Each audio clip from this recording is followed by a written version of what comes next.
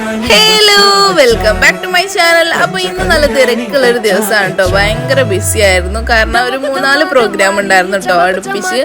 അതിൽ നമ്മൾ ഒരു പ്രോഗ്രാം നമ്മൾ ക്യാൻസൽ ചെയ്തിട്ടുണ്ടായിരുന്നു. കാരണം നമുക്ക് ടൈമിങ്ങിൻ്റെ ഇഷ്യൂ വന്നതുകൊണ്ട് നമ്മൾ ക്യാൻസൽ ചെയ്തിട്ടുണ്ടായിരുന്നു.